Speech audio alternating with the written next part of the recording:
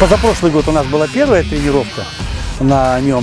Ну, в этом году, вот через год снова. То есть мотоцикл у нас есть, но условий для тренировки как бы нету. Ну, нынче зима позволяет нам. Вот на озере первый ледок, толщина уже 20 сантиметров. Значит, мы спокойно зачистились. А так вообще нужна заливка льда. Это много суеты и много дел.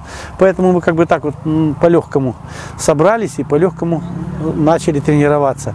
Вообще, как бы это новое направление в Якутии. Ну, уже с перерывом в 20 с лишним лет, потому что в Нерюнгри когда-то была могучая команда ледовая, хорошая. Были соревнования, я был участником их, ездил с ними на всевозможные соревнования, поэтому как бы у меня есть определенный опыт для того, чтобы заниматься с мальчишками.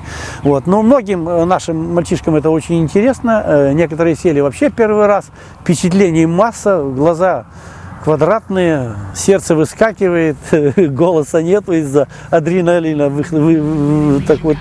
такие чувства. Поэтому, конечно, вот это дело нужное и хорошее, но вот сейчас Егор Афанасьевич нам уделяет непосредственно конкретное хорошее внимание. Надеюсь, что-то решится, и мы сможем проводить здесь не просто соревнования, а вплоть до международного уровня, потому что много спортсменов, значит, с мировым именем, у меня друзья знакомые, которые просто умоляют и просят, и требуют, чтобы я здесь устроил, значит, ледовый спидвей.